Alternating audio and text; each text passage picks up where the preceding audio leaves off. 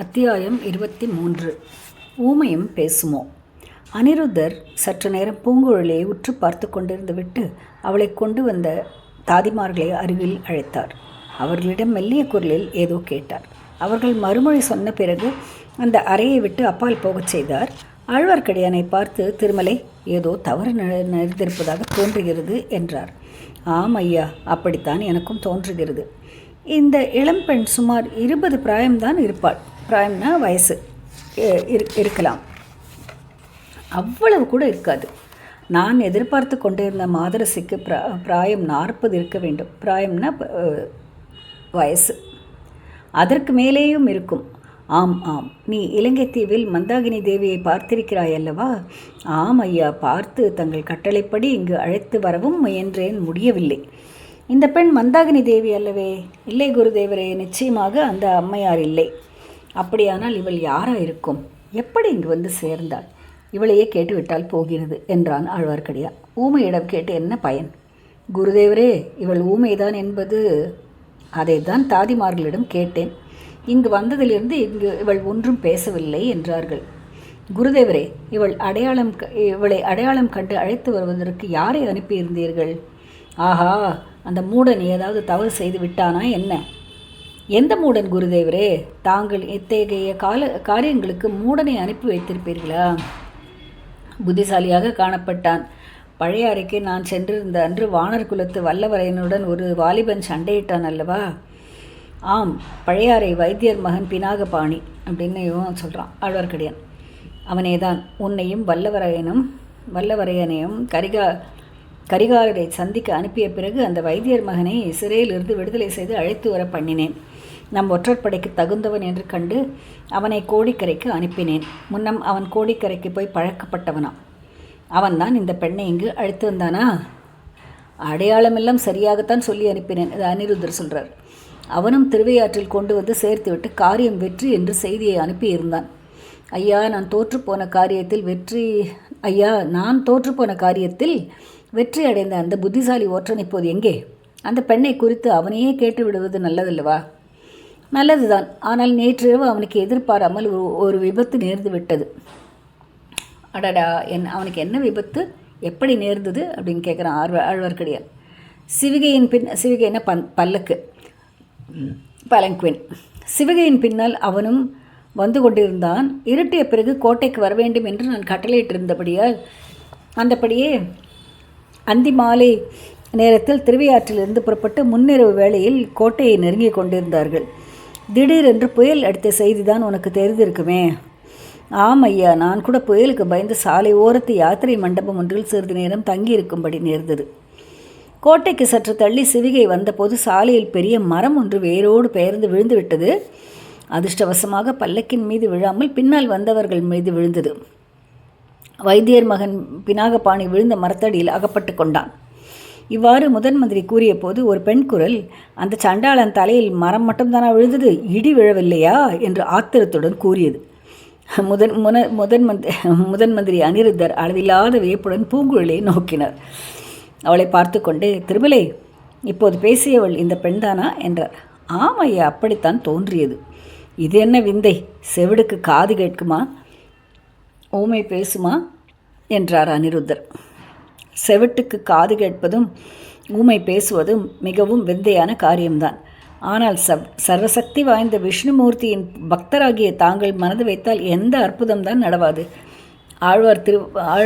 ஆழ்வார் திருவாய் மலர்ந்தருளி இருப்பது என்னவென்றால்,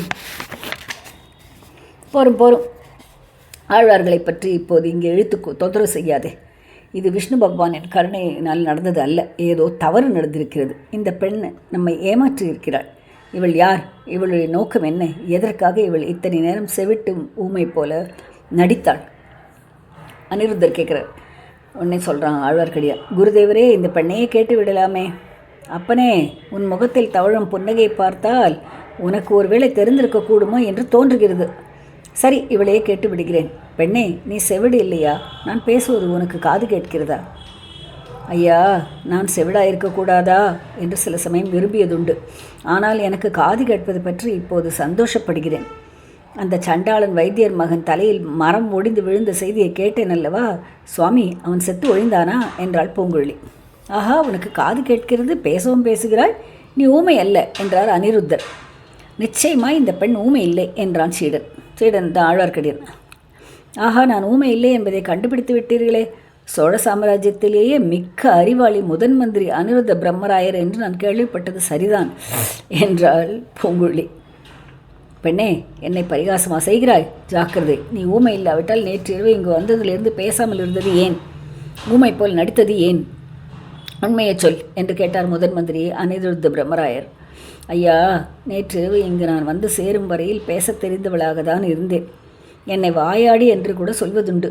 முதன் மந்திரியின் அரண்மனையை பார்த்து இங்கு எனக்கு நடந்த ராஜோபசாரங்களை பார்த்ததும் பிரமித்து ஊமையாய் போனேன். உங்கள் அரண்மனை பணிப்பெண்கள் என்னிடம் சமிஞ்ஞை மூலமாக பேசினார்கள். அவர்கள் எல்லாரும் ஊமை என்று எண்ணி நானும் சமிஞ்ஞையாக மறுமொழி சொன்னேன். தங்களுடைய பேச்சை கேட்ட பிறகு எனக்கும் பேச்சு நினைவு வந்தது. சமிஞ்ஞைன்னு சைன் பாஷைன்னு அர்த்தம். நீ பெரிய வாயாடி என்பதில் சந்தேகமில்லை. உன்னை எப்படித்தான் வைத்தியர் மகன் பிடித்து கொண்டு வந்தான் என்பதை நினைத்தால் ஆச்சரியமாக இருக்கிறது. அவன் முட்டாளாக இருந்தாலும் சாமர்த்தியசாலிதான். சுவாமி, அந்த பாவி மகன் என்னை பிடித்து கொண்டு வரவில்லை. அதற்கு பிரயத்தனப்பட்டிருந்தால் இத்தனை நேரம் அவன் யமலோகத்துக்கு நிச்சயமாக யாத்திரை செய்து கொண்டிருப்பான் என்று கூறி பூங்குழலி தன் இடுப்பில் சொருகியிருந்த கத்தியை எடுத்து காட்டினாள். பெண்ணே, உனக்கு புண்ணியமாய் போகட்டும், கத்தியை இடுப்பிலே சொருகிக்குள். அவன் பேரில் உனக்கு ஏன் இத்தனை கோபம்? அவன்தான் உன்னை பிடித்து வரவில்லை என்கிறாயே. என்னை அவன் பிடித்து கொண்டு வரவில்லை. ஆனால் என்னை அவன் ஆட்கள் படகிலே சேர்த்து கட்டி போட்டுவிட்டு வந்தார்கள். என் அண்ணியை மரத்திலே சேர்த்து கட்டிவிட்டார்கள். இத்தனைக்கும் அந்த சண்டாள வைத்தியர் மகன் தனக்கு இதில் ஒரு சம்பந்தமும் இல்லை என்று என்னிடம் சொன்னான். அந்த வரையில் அவன் புத்திசாலிதான். நான் சொன்னபடியே அவன் நடந்து கொண்டிருக்கிறான் அப்படின்னு சொல்கிறார் முதன் மந்திரி. ஐயா, முதன் மந்திரியே, அந்த தூர்த்தனை அனுப்பியது தாங்கள் தானா? தூர்த்தன் அந்த கெட்டவன் அர்த்தம். வாயில்லா பேதையாகிய என் அத்தையை பிடித்து கொண்டு வர கட்டையிலிட்டதும் தாங்கள் தானா? உன் அத்தையா? கரையர் மகள் மந்தாகினி உன் அத்தையா? அப்படியானால் நீ கலங்கரை விளக்கத்து காவலர் தியாகவிடங்கருக்கு என்ன வேணும் என்று அனிருத்தர் கேட்டார். ஐயா, நான் அவருடைய அருமை புதல்விதான். ஆஹா, தியாகவிடங்கருக்கு இவ்வளவு வாயாடியான ஒரு மகள் இருக்கிறாள் என்பது எனக்கு இதுவரை தெரியாமல் போயிற்றே. ஐயா, இதை வெளியில் சொல்ல வேண்டாம். ஏன் பெண்ணே?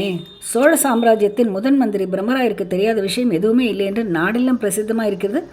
தங்களுக்கு ஒன்றும் தெரியாது என்று ஏற்பட்டால் தங்களிடம் மக்களுக்கு மதிப்பு பங்கம் வந்துவிடாத. பங்கம்னா குற்றம். அது இதுவாகிடாது அப்படின்னு, அது அவருக்கு அவமானமாகிடாது அப்படின்னு சொல்கிறா. மதிப்பு பங்கம் வந்து விடாதா?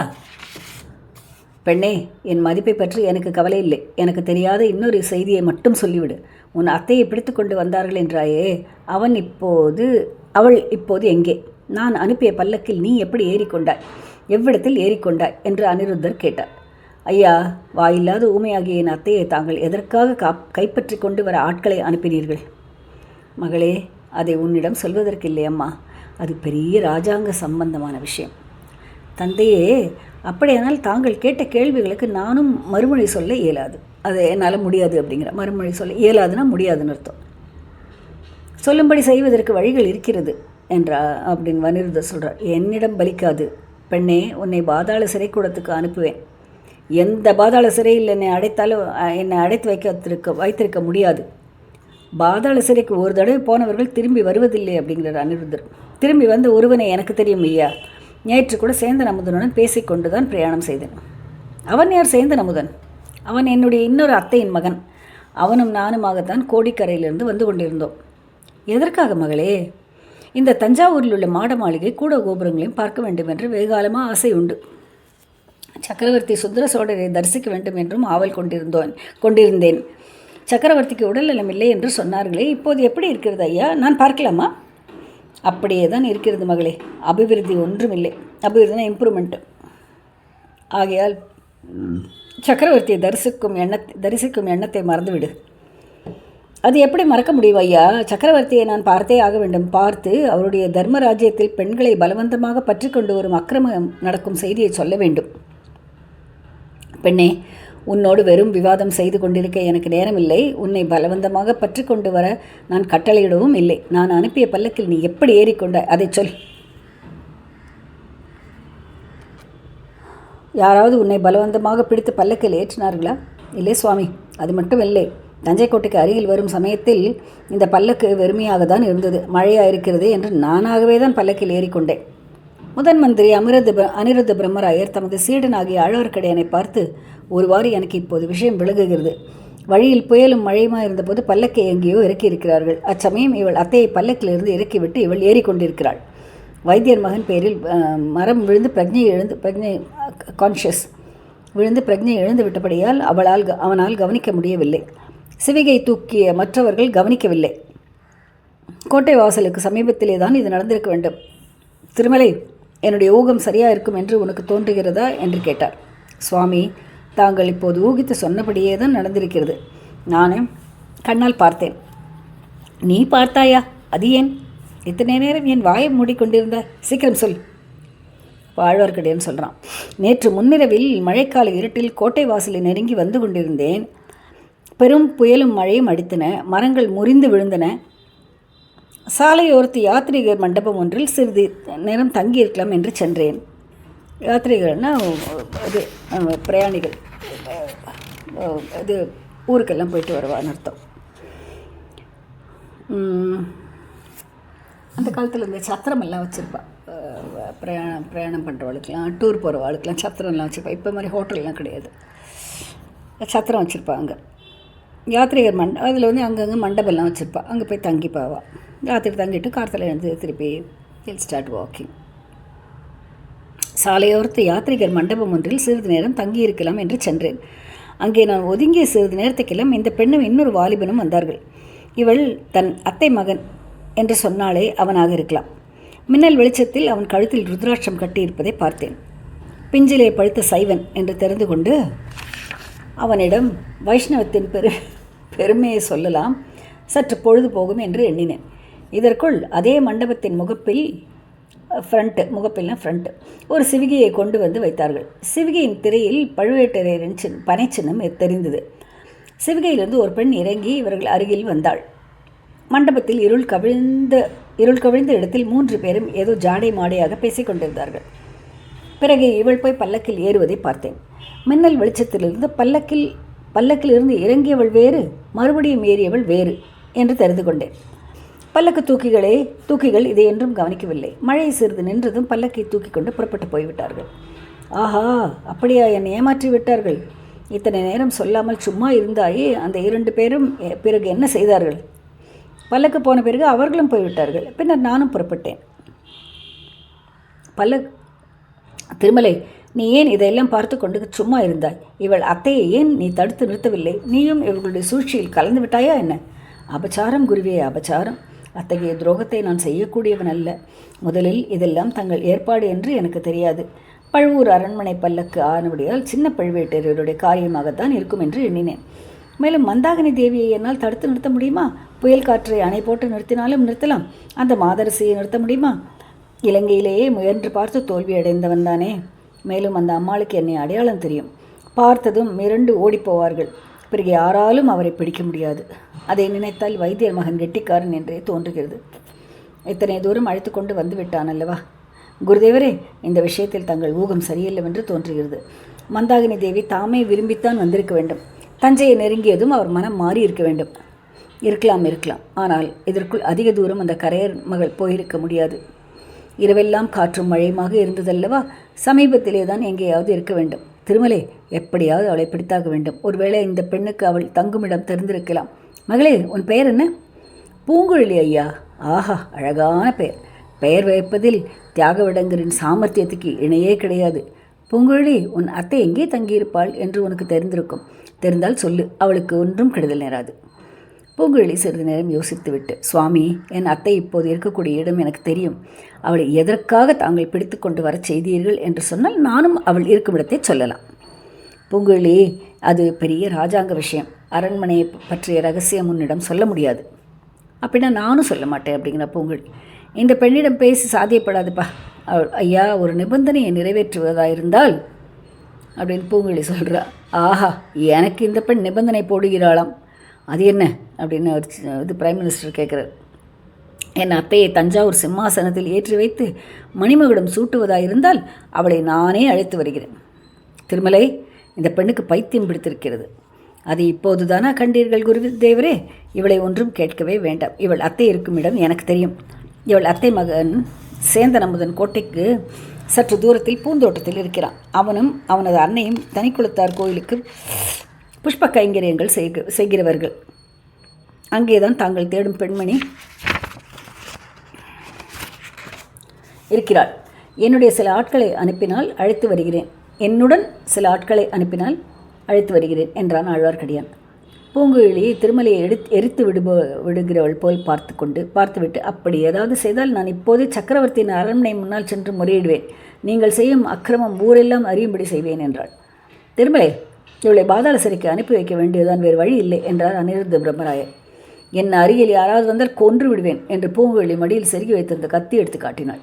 ஐயா, இந்த பெண்ணை பாதாள சிறைக்கு அனுப்ப வேண்டியதில்லை. அதற்கு பதிலாக இளைய பிராட்டி குந்தவை தேவியின் மாளிகைக்கு அனுப்பி வைக்கலாம்.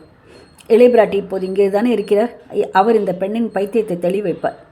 இளைய பிராட்டிக்கும் இந்த பெண்ணினால் ஆக வேண்டிய காரியம் ஏதேனும் இருக்கலாம் என்றான் ஆழ்வார்க்கடியான். எதனால் சொல்கிறாய்? இளைய பிராட்டிக்கு இந்த பெண்ணின் மூலமாக என்ன காரியம் ஆக வேண்டியிருக்கப் போகிறது? பிரம்மராயர் கேட்கிறார். குருதேவரே, தங்களுக்கு தெரியாதா? நேற்று மாலை இங்கு அடித்த புயல் சோழ நாட்டு கடற்கரை ஓரமாக அதகலம் செய்துவிட்டிருக்கிறதாம். தங்கள் அரண்மனை வாசலில் நாலாபுரமிருந்தும் தூதர்கள் வந்து காத்திருக்கிறார்கள். ஆம் ஆம், அவர்களை எல்லாம் நான் இப்போது பார்க்க வேண்டும். அதற்குள் இந்த பெண்ணிடம் பேச்சு கொடுத்ததில் வெகு நேரம் வீணாகிவிட்டது. இவள் ஊமையாகவே பிறந்திருக்கலாம். எவ்வளவோ நன்றாயிருந்திருக்கும். கேள்வி முறையில்லாமல் குடிமை செய்யலாம் அல்லவா என்று முணுமுணுத்தாள் பூங்குழலி. நாகப்பட்டினத்துக்கு பெரிய ஆபத்து என்று கேள்விப்படுகிறேன். கடல் பொங்கி வந்து நகரையே முழுக அடித்து விட்டதாக சொல்கிறார்கள். இந்த வார்த்தைகளை கேட்டு முதன் மந்திரி அனிருத்தர், பூங்குழலி இருவருமே திடுக்கிட்டார்கள்.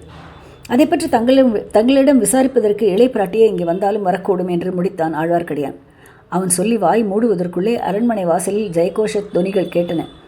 திருமலை, நீ எப்போது ஞான திருஷ்டி பெற்றாய்? இளைய பிராட்டி தான் வருகிறாள் போல் இருக்கிறது என்று சொல்லிக்கொண்டு அனிருத்தர் எழுந்து வாசலை நோக்கி நடந்தார். அதற்குள் அதே வாசல் வழியாக குந்தவை தேவியும் வானதியும் உள்ளே பிரவேசித்தார்கள். பூங்குழலி அங்கே நின்று கொண்டிருப்பதை பார்த்ததும் இளைய பிராட்டின் திருமுகத்தில் குடிகொண்டிருந்த கவலைக்குறி மறைந்து வியப்பும் உவகையும் ஒருங்கே பிரதிபலித்தது. ஊகேன ஹாப்பினஸ். அத்தியாயம் 24. இளவரசியின் அவசரம். இளவரசிகளை உபசரித்து வரவேற்று பீடங்களில் உட்காரச் செய்த பிறகு அனிருத்தர் தாமும் அமர்ந்தார். தேவி, என்னை பார்க்க வேண்டும் என்று சொல்லி அனுப்பினால் நானே வந்திருக்க மாட்டேனா? இவ்வளவு அவசரமாக வந்த காரணம் என்ன? சக்கரவர்த்தி சௌக்கியமாக இருக்கிறார் அல்லவா என்று கேட்டார். சக்கரவர்த்தியின் தேகசுகம் எப்போதும் போல் இருக்கிறது ஐயா. ஆனால் மனதுதான் கொஞ்சமும் சரியாக இல்லை. நேற்று இரவு அடித்த கடும் புயல் தந்தையின் மனதை ரொம்பவும் பாதித்திருக்கிறது. ராத்திரி இல்லாமல் அவர் தூங்கவில்லை. குடிசைகளில் வாழும் ஏழை எளிய மக்கள் என்ன கஷ்டப்பட்டிருப்பார்கள் என்பதை எண்ணி அடிக்கடி புலம்பினார். பொழுது விடிந்தவுடன் தங்களை போய் பார்க்கும்படி சொன்னார். புயலினால் கஷ்ட நஷ்டம் அடைந்தவர்களுக்கெல்லாம் உடனே உதவி அளிக்க ஏற்பாடு செய்ய வேண்டுமாம். அதை தங்களிடம் சொல்வதற்காகவே முக்கியமாக வந்தேன் என்றாள் இளைய பிராட்டி குந்தவை. தேவி, இந்த எளியவனால் என்ன செய்ய முடியும்? முதன் மந்திரி என்ற பெயர்தான் எனக்கு. தங்களுக்கு தெரியாதா? பெரிய பழுவேட்டரையர் இந்த சமயம் ஊரை விட்டு போயிருக்கிறார். பொக்கிஷத்தை இறுக்கி பூட்டி கொண்டுதான் போயிருப்பார். அவருடைய சம்மதமின்றி காலாந்தக கண்டரால் கூட பொக்கிஷசாலையை திறக்க முடியாதே. கஷ்ட நஷ்டங்களை அடைந்தவர்களுக்கு நான் என்ன உதவி செய்ய முடியும்? வாசலில் பலர் வந்து காத்திருப்பதை தாங்கள் பார்த்திருப்பீர்கள். ஆனால் அவர்களை பார்ப்பதற்கே எனக்கு வெட்கமாக இருக்கிறது. அதனால் தான் வெளியில் செல்ல தயங்கிக் கொண்டிருக்கிறேன் என்று அனிருத்த பிரம்மராயர் பஞ்சப்பாட்டு பாடினார். அதை பற்றி தாங்கள் கவலைப்பட வேண்டாம். என்னுடைய சொந்த உடைமைகள் அனைத்தையும் கொடுக்கிறேன். என் அன்னையும் அவ்விதமே கொடுக்க சித்தமாக இருக்கிறார்கள். சக்கரவர்த்தியின் அரண்மனையில் உள்ள எல்லா பொருள்களையும் தாங்கள் எடுத்துக்கொள்ளலாம். தந்தை அவ்விதம் சொல்லி அனுப்பினார்கள். ஏழைகளின் கஷ்டங்களுக்கு தற்காலிக சாந்தியாகவேனும் ஏதேனும் ஏற்பாடு செய்யுங்கள் அப்படின்னு குந்தவை சொல்கிறார். தங்களுடைய சொந்த உடைமைகள் யானை பசிக்கு சோளப்பொறி கொடுத்ததாகவே இருக்கும். சோழ நாடு முழுவதும் நேற்று புயல் எடுத்திருக்கிறது. எங்கெங்கே என்னென்ன நேர்ந்திருக்கிறது என்ற செய்திகளே இன்னும் கிட்டவில்லை. இதோ நிற்கிறானே என் பரமானந்த சீடன், இவன் பெரும் பயங்கரமான செய்தியை சொல்கிறான். கடல் பொங்கி எழுந்து கோடிக்கரை முதலாவது நாகப்பட்டினம் வரையில் கூட கடலோரம் உள்ள ஊர்களை எல்லாம் மூழ்கடித்து விட்டதாம். இந்த வார்த்தைகளை கேட்டதும் அங்கிருந்த 3 பெண்களின் முகங்களும் பீதிகரமான மாறுதலை அடைந்ததை அனிருத்தர் கவனித்தார். உடனே அவர் தொடர்ந்து ஆறுதலாக கூறினார். ஆனால் அதை நான் நம்பவில்லை. இவன் கூறுவது வெறும் வதந்திதான். புயலை காட்டிலும் வேகமாக வதந்தி பரவி வருகிறது. கடற்கரை பகுதியிலிருந்து செய்தி வருவதற்கே இன்னும் நேரமாகவில்லை. குதிரை மீது தூதர்கள் வந்தாலும் இன்று மத்தியானத்துக்கு மேலே தான் இங்கு வந்து சேர முடியும். இதற்கிடையில் நம்மால் செய்யக்கூடிய உதவிகளை எல்லாம் செய்வதற்கு ஏற்பாடு செய்யலாம். இளையபிராட்டி குந்தவை தன் மனக்குழப்பத்தை சிறிது சமாளித்து கொண்டு, ஐயா, நாகப்பட்டினம் பற்றிய வதந்தி என் காதிலும் விழுந்தது. அதை பற்றியும் தங்களிடம் பேசலாம் என்று வந்தேன். இப்போதுதானே சூடாமணி விகாரத்திற்கு நாம் நிபந்தங்கள் அளித்து விட்டு வந்தோம். நிபந்தங்கள்னால் அவளுக்கு நிறைய வேண்டிய மானியங்கள் நிறைய கொடுக்கறதுக்கு அரசாங்கத்துலேருந்து நிறையா போகும். நிபந்தங்கள்னு சொல்வது எக்ஸாக்டாக என்ன சொல்கிறதுன்னு தெரியல எனக்கு. யோசித்து சொல்கிறேன் நிபந்தங்கள்னால் என்னென்னு. இப்போது தானே சூடாமணி விகாரத்திற்கு நாம் நிபந்தங்களை அளித்து விட்டு வந்தோம். தானம் கொடுக்கறது. விகாரத்துக்கு விபத்து நேர்ந்தால் பாவம் அதில் உள்ள பிக்ஷுக்கள் என்ன செய்வார்கள் என்று கூறிவிட்டு பூங்குழலி நின்ற இடத்தை நோக்கினாள். ஐயா, இந்த பெண் எப்படி வந்தாள்? கொடிக்கரை தியாகவிடங்கரின் மகள் பூங்குழலி அல்லவா இவள் என்று வினவினாள். ஆமாம், தியாகவிடங்கரின் குமாரிதான். ஆனால் அவரை போல் சாது அல்ல, ரொம்ப பொல்லாத பெண். தனக்கு சம்பந்தமில்லாத காரியங்களில் தலையிட்டு தொந்தரவு விளைவிப்பவள் என்றார் முதன் மந்திரி. இளைய பிராட்டிக்கு வேறுவித ஐயப்பாடு தோன்றியது. அருள்மொழியை பற்றிய உளவு அறிவதற்காக தான் பூங்குழலியை இங்கே அனிருத்தர் தெரிவித்திருக்கிறாரோ? தந்திர வித்தைகளில் கைதேர்ந்த மந்திரியாயிற்றே. எப்படி இருந்தாலும் பூங்குழலியின் சார்பில் தான் இருக்க வேண்டும் என்று தீர்மானித்து கொண்டு, அப்படி ஒன்றும் இல்லையே, பூங்குழலி மிக நல்ல பெண்ணாயிற்றே. இங்கே வா அம்மா. முதன் மந்திரி ஏன் உன் பேரில் கோபமாக இருக்கிறார்? அவருக்கு ஏதேனும் தொந்தரவு கொடுத்தாயா என்றாள். குந்தவை கேட்கிறாள். பூங்குழலி சற்று நெருங்கி வந்து, தேவி, முதன் மந்திரியை தாங்கள் கேளுங்கள். நான் முதன் மந்திரிக்கு தொந்தரவு கொடுக்கிறேனா? அவர் எனக்கு தொந்தரவு கொடுத்தாரா என்று கேளுங்கள் என்றாள். ஓஹோ, நீயும் கோபமாக தான் இருக்கிறாய். இங்கே வா பெண்ணை, என் அருகில் உட்கார்ந்து கொள் என்று கூறி இளையபிராட்டி பூங்குழலியை தன் அருகில் உட்கார வைத்து கொண்டாள். ஐயா, இந்த பெண்ணை எதற்காக தெரிவித்தீர்கள்? ஏதாவது முக்கியமான காரியமா என்று கேட்டாள். அம்மணி, நான் இந்த பெண்ணை தெரிவிக்கவில்லை. இப்படி ஒரு பொல்லாத பெண் இருக்கிறாள் என்ற செய்தியே எனக்கு தெரியாது. இவளாகவே தான் என்று அனிருத்தர் தயங்கினார். தேவி, முதன் மந்திரி ஏன் தயங்குகிறார்? மிச்சத்தையும் சொல்ல சொல்லுங்கள் என்றாள் பூங்குழலி. இவளாகவே தான் இவளுடைய அத்தையை தேடிக்கொண்டு வந்தாள். யார் இவளுடைய அத்தை? ஓஹோ, சேந்தன அமுதனின் அன்னையா? கோட்டைக்கு வெளியில் அல்லவா அவர்களுடைய வீடு இருக்கிறது? இல்லை, அமுதனின் அன்னை இல்லை. இவளுக்கு இன்னொரு ஊமை அத்தை இருக்கிறாள். இளவரசி, தங்களுக்கு தெரிந்திருக்க வேண்டிய செய்திதான். ஈழ நாட்டு காடுகளில் பித்து பிடித்தோல் போல் திரிந்து கொண்டிருந்த ஊமை ஸ்திரீ ஒருவர் உண்டு. அந்த மாதரசியை இங்கே ஒரு முக்கியமான காரியத்துக்காக அழைத்து வர விரும்பினேன். அதற்காக பெருமுயற்சி செய்தேன். கடைசியில் வெற்றி கிட்டியது. அந்த சமயத்தில் குந்தவை தேவி சொல்ல முடியாத பரபரப்பை அடைந்து, உண்மையாகவா? அந்த பெண்மணி இப்போது எங்கே இருக்கிறார்? நான் பார்க்க வேண்டும் என்று சொல்லிக்கொண்டே பீடத்தை விட்டு எழுந்தார். மன்னிக்க வேண்டும் தேவி, வெற்றி கிட்டும் சமயத்தில் இந்த பெண் குறுக்கிட்டு காரியத்தை கெடுத்து விட்டாள் என்றார் முதன் மந்திரி. குந்தவை மிக்க ஏமாற்றத்துடன் திரும்ப உட்கார்ந்து, பூங்குழலி, இது உண்மைதானா? என்ன காரியம் செய்து விட்டாய் என்றாள். தேவி, என் அத்தையை அழைத்து வருவதற்கு முதன் மந்திரி கையாண்ட முறையை கேளுங்கள். அப்போது என் பேரில் குற்றம் சொல்ல மாட்டீர்கள் என்றாள் பூங்குழலி. பிறகு முதன் மந்திரி நடந்தவற்றை சுருக்கமாக கூறினார். கேட்டுக்கொண்டிருந்த இளைய பிராட்டி, அப்படியானால் இந்த கோட்டைக்கு பக்கத்திலே தானே எங்கேனும் இருக்க வேண்டும், தேடி பார்க்கலாமே என்றாள். நல்ல வேளையாக தேடி பார்க்க வேண்டிய அவசியம் கூட இல்லை. சேந்தன முதன் குடிசையில் இன்று காலையில் பார்த்ததாக என் சீடன் சொல்கிறான் என்றார் முதன் மந்திரி. அப்படியானால் ஏன் வீண் காலதாமதம்? மற்ற காரியங்கள் எல்லாம் அப்புறம் பார்த்து கொள்ளலாம். நாமே போய் அழைத்து வருவோம். தாங்கள் வருவதற்கு இல்லாவிட்டால் நான் போய் வருகிறேன். வானதி புறப்படி போகலாம் என்றாள். ஆழ்வார்க்கடியான் அப்போது குறுக்கிட்ட, தேவி, சற்று யோசித்து செய்ய வேண்டும். புதிய மனிதர்கள் கூட்டமாக வருவதை கண்டால் அந்த அம்மாள் மிரண்டு ஓடத் தொடங்கி விடலாம். பிறகு புயலை பிடித்தாலும் அந்த அம்மனையை பிடிக்க முடியாது என்றான் ஆழ்வார்க்கடியான். ஆம், திருமலை சொல்வதுதான் சரி. நம்மை பார்த்ததும் பூங்குழலியின் அத்தை மிரண்டு ஓடத் தொடங்கி விடலாம். நமது பிரயத்தனமெல்லாம் வீணாகிவிடும். பிரயத்தனம்னா முயற்சி. நீ என்ன யோசனை சொல்கிறாய் திருமலை என்று முதன் மந்திரி கேட்டார். இந்த பெண்மணியை போய் அழைத்து வரும்படி சொல்லுங்கள். இந்த உலகத்தில் எந்த மாதரசியை கட்டுக்குள் வைக்கக்கூடியவர்கள் 2 பேர் தான். அவர்களில் இந்த பெண் ஒருத்தி. இன்னொருவர் யார் என்று முதன் மந்திரி கேட்டதற்கு ஆழ்வார்க்கடியான் சிறிது தயங்கி, இன்னொருவர் கடலில் முழுகிவிட்டதாக ஊரெல்லாம் வதந்தியாக இருக்கிறது என்றான். குந்தவை தேவி அதை கவனியாதவள் போல் பூங்குழலியை பார்த்து, கரையர் மகளே, உடனே போய் உன் அத்தையை இங்கே அழைத்து வா. அவளுக்கு இங்கே ஒரு கெடுதியும் நேராது. மிக முக்கியமான காரியமாக உன் அத்தையை ஒன்றனே நான் பார்க்க வேண்டும். எனக்காக இந்த உதவியை செய்வாய் அல்லவா என்றாள். ஆகட்டும் அம்மா, முயன்று பார்க்கிறேன். ஆனாலும் முதன் மந்திரி இப்படிப்பட்ட உபாயத்தை கடைப்பிடித்திருக்க வேண்டியதில்லை. முன்னாலேயே எனக்கு தெரிந்திருந்தால். ஆமாம், விஷயங்களை மறைத்து வைப்பதில் இந்த மாதிரி அசந்தர்ப்பங்கள் நேரத்தான் நேருகின்றன. அதை நானே உணர்ந்து வருத்தப்பட்டு கொண்டிருக்கிறேன். சீக்கிரம் அத்தையை அழைத்து கொண்டு வா. அதற்கு பிறகு இன்னொரு முக்கியமான வேலை உனக்கு இருக்கிறது என்றாள் இளைய பிராட்டி. திருமலை, நீயும் இந்த பெண்ணோடு போய்விட்டு வா. கோட்டை வாசல் வழியாக நீங்கள் வருவதில் ஏதேனும் சிரமம் இருந்தால் நமது அரண்மனைக்கு வரும் ரகசிய வழியில் அழைத்து கொண்டு வா என்றார் அனிருத்தர். பூங்குழலியும் ஆழ்வார்க்கடியானும் போன பிறகு குந்தவி முதன் மந்திரியை பார்த்து, ஐயா, வாசலில் காத்திருப்பவர்களுக்கு சொல்ல வேண்டியதை சொல்லி அனுப்பிவிட்டு வாருங்கள். மிக மிக முக்கியமான காரியங்களை பற்றி தங்களிடம் ஆலோசனை கேட்க வேண்டியிருக்கிறது என்றாள் குந்தவை. இதோ வந்து விடுகிறேன் தாயே, எனக்கும் தங்களிடம் பேச வேண்டியதிருக்கிறது என்று சொல்லிவிட்டு அனிருத்தர் சென்றார். இத்தனை நேரமும் மௌனமாக இருந்த வானதி, அக்கா, பூங்குழலிக்கு இன்னொரு முக்கியமான காரியம் என்ன வைத்திருக்கிறீர்கள்? மறுபடியும் நாகப்பட்டினத்துக்கு அனுப்பப் போகிறீர்களா என்று கேட்டாள்.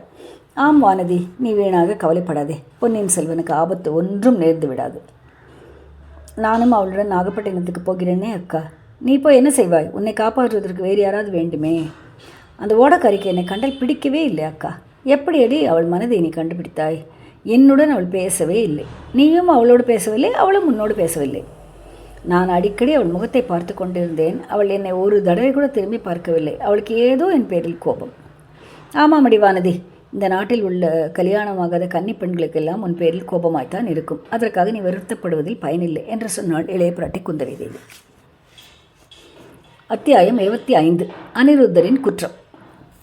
முதன் மந்திரி தம் அரண்மனை ஆச்சார வாசலில் காத்திருந்தவர்களை பார்த்து ஆச்சார வாசல்னா ஃப்ரண்டேஜ் வாசலில் காத்திருந்தவர்களை பார்த்து பேசி அனுப்பிவிட்டு விரைவிலேயே திரும்பி வந்தார்.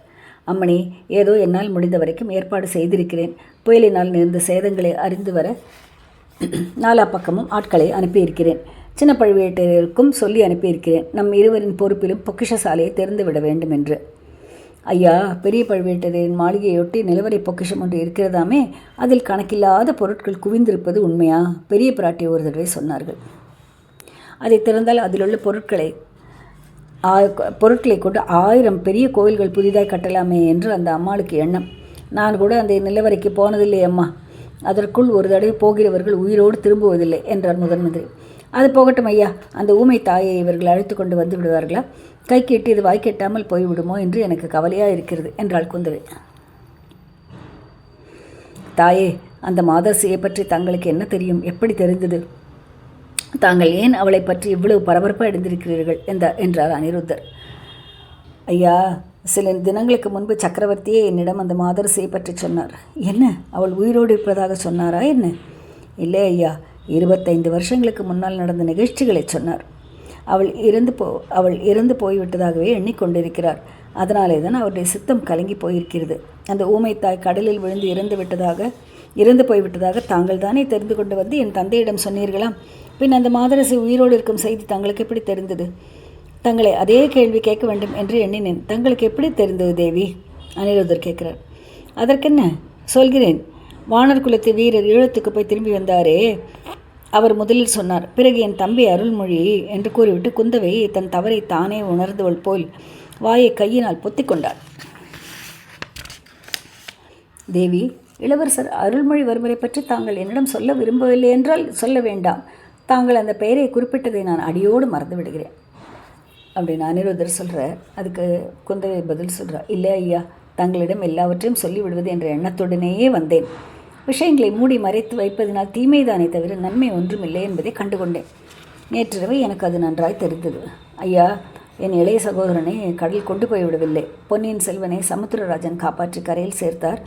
அவன் இப்போது நாகப்பட்டினத்தில் உள்ள புத்த விஹாரத்தில் இருக்கிறான். அவனை பார்ப்பதற்காகவே நான் நாகப்பட்டினம் போயிருந்தேன். ஆனால் தங்களுக்கு இதெல்லாம் தெரியும் என்று எனக்கு ஒரு சந்தேகம் உண்டு. தாங்கள் சந்தேகித்தது நியாயமே. ஆனால் தேவி, தெரிந்ததாக நான் காட்டிக்கொள்ளவில்லையே. வேறு யாருடைய காரியத்தில் தலையிட்டாலும் தங்களுடைய காரியத்தில் நான் தலையிடுவதில்லை என்று வைத்து கொண்டிருக்கிறேன். என்னுடைய ஆட்களுக்கு அவ்விதமே கட்டளையும் இட்டிருக்கிறேன். தாங்கள் செய்வது எதுவுமே உசிதமாக இருக்கும் என்பது என் நம்பிக்கை. உசிதமான நம்பிக்கையோடு இருக்கும், எக்ஸலண்ட்டாக இருக்கும் அப்படி என்பது என் நம்பிக்கை. நானும் மலைமானும் கொடும்பாளூர் வேளானும் அடிக்கடி பேசி கொண்டிருக்கிறோம். இளைய பிராட்டி மட்டும் ஆண் பிள்ளையாய் பிறந்திருந்தால் இந்த அகில உலகத்தையும் சோழர்களின் வெண்கொற்றக்கூடையின் கீழ் கொண்டு வந்து தனி அரசு செலுத்தி ஆண்டு வருவாள் என்று. அந்த மாதிரி எண்ணம் எனக்கு இருந்தது உண்மைதான். நான் பெண்ணாக பிறந்திருந்த போதிலும் என் சகோதரர்கள் மூலமாக அந்த மனோரதம் நிறைவேறும் என்ற ஆசையுடன் இருந்தேன். அந்த ஆசையை இப்போது விட்டுவிட்டேன் ஐயா. ராஜ்ய காரியங்களில் பெண்கள் தலையிடவே கூடாது என்று முடிவு செய்துவிட்டேன். பாருங்கள், என் சகோதரனை நாகப்பட்டினம் சூடாமணி விகாரத்தில் இருக்கும்படி செய்தேன். அதன் விபரீத பலனை பாருங்கள். ஒன்றும் நேர்ந்து விடவில்லை தாயே. பொன்னியின் செல்வனை நடுக்கடலில் காப்பாற்றிய சமுத்திரராஜன் இப்போது கரையில் பத்திரமா இருக்கும்போது தீங்கு விளைவித்து விடுவானா? ஐயா, தாங்கள் உடனே என் தந்தையிடம் வந்து இவ்வாறு தைரியம் சொல்லுங்கள். ஆஹா, சக்கரவர்த்திக்கு தெரியுமா என்ன இளவரசர் சூடாமணி விகாரத்தில் இருக்கும் செய்தி? நேற்று இரவு தான் சொன்னேன், சொல்லும்படியாக நேர்ந்து விட்டது அப்படிங்கிற குந்தவை சொல்கிறார். ஆஹா, இன்னும் கொஞ்ச நாள் சொல்லாமல் இருந்தால் நன்றாக இருந்திருக்கும்.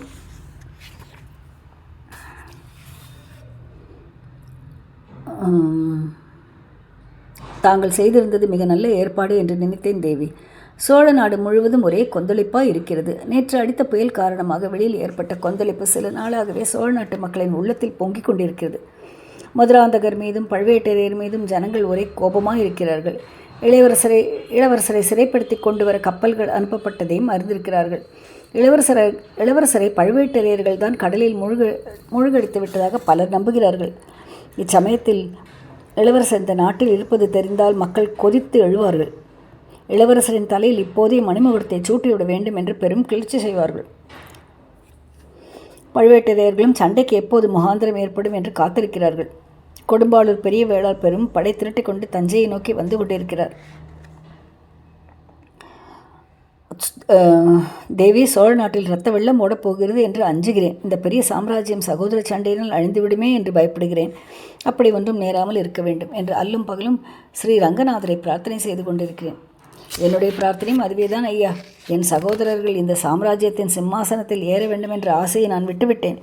என்னை பொறுத்தவரையில் மதுராந்தகனுக்கே முடிசூட்டுவதில் இப்போது எனக்கு ஆட்சேபம் ஒன்றுமில்லை. தங்களுக்கு ஆட்சேபம் இல்லை, ஆனால் மக்களுக்கு ஆட்சேபம் இருக்கிறதே. சக்கரவர்த்தி இன்னும் பல்லாண்டு உலகில் வாழ வேண்டும். ஆனால் விதிவசத்தினால் அவருக்கு ஏதாவது நேர்ந்துவிட்டால் அன்றைய தினமே இந்த சோழ நாடு முழுவதும் ரணகலமாகிவிடும். ஐயா,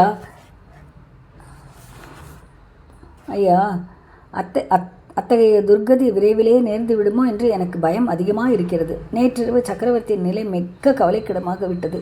அதனாலே தான் அவரிடம் பொன்னியின் செல்வன் பத்திரமா இருக்கிறான் என்று சொல்ல வேண்டியதாயிற்று. ஆனால் சொல்லியும் அவர் நம்பவில்லை. அவருக்கு நான் வெறுமே ஆறுதல் சொல்வதாக எண்ணிக்கொண்டார். பல வருஷங்களுக்கு முன்னால் மாண்டு போன பழிகாரி ஆவி அவருடைய புதல்வர்களின் மீது பழி வாங்குவதாக எண்ணி பிரமை கொண்டு பிதற்றுகிறார். அந்தோ கடவுளே, என்ன விபரீதம்! நேற்றிரவு நடந்ததையெல்லாம் விவரமாக சொல்லுங்கள், அனிருத்தர் கேட்கிறார். அதற்காகத்தான் வந்தேன் ஐயா. சொல்லி தங்களிடம் யோசனை கேட்பதற்காகவே வந்தேன். முந்தடவை சுந்தர சோழர் மருத்துவசாலையை ஏற்படுத்துவதற்காக நான் வந்த சமயத்தில் சக்கரவர்த்தி எனக்கு அந்த பழைய வரலாற்றை கூறினார். ஈழ நாட்டை அடுத்த தீவில் நாம் ஒதுங்க நேர்ந்த போது கரையர் மகள் ஒருத்தி தம்மை கரடிக்கு இரையாகாமல் காப்பாற்றியது பற்றி சொன்னார். பின்னர் அத்தீவிலேயே சில மாத காலம் சொப்பன சொர்க்க லோகத்தில் வாழ்வது போல் அந்த பெண்ணுடன் வாழ்ந்திருந்ததை பற்றி சொன்னார். பின்னர் இந்த தஞ்சைபுரிக்கு அவர் அழைத்து வரப்பட்டதையும் கூறினார். அரண்மனை வாசலில் கூடியிருந்த கூட்டத்தின் மத்தியில் கரையர் மகளை பார்த்ததையும், ஆறுயிர் நண்பராகிய தங்களை விட்டு அவளை தேடிக்கொண்டு வர சொன்னதையும், தாங்கள் தேடிப்போய் திரும்பி வந்து அவள் கடலில் விழுந்து இறந்தாள் என்று தெரிவித்ததையும் கூறினார். அது முதலாவது அடிக்கடி அந்த கரையர் மகள் ஆவி வடிவத்தில் வந்து தம்மை துன்புறுத்துவதாகவும் சமீப காலத்தில் அவள் வருகை அதிகமாக இருப்பதாகவும் சொன்னார். தேவி, அதையெல்லாம் நீங்கள் நம்பினீர்களா? தந்தை கூறிய வரலாறு அவ்வளவு அதிசயமாக இருந்தபடியால் என் மனமும் மிக்க குழம்பிவிட்டது. இறந்து போனவளின் ஆவி வந்து தந்தையை தொந்தரவுப்படுத்துவது சித்தப்பிரமையாக இருக்கலாம் என்று நினைத்தேன். பிறகு யோசித்து பார்க்க வேறு சில ஐயங்கள் உண்டாயின. வானதி ஒரு நாள் இரவு சக்கரவர்த்தியின் கூக்குரலை கேட்டு போய் பார்த்தாள். பழுவூர் இளையராணி மாதிரி ஓர் உருவம் மன்னரின் எதிரில் நிற்பதைக் கண்டு திடுக்கிட்டு மூர்ச்சித்து விழுந்தாள். அது முதலாவது அந்த கரையர் மகளுக்கும் இந்த பழுவூர் இளையராணிக்கும் ஏதோ சம்பந்தம் இருக்க வேண்டும் என்று தோன்றியது. வல்லவரையரும் அருள்மொழியும் கூறியதிலிருந்து அது உறுதியாயிற்று.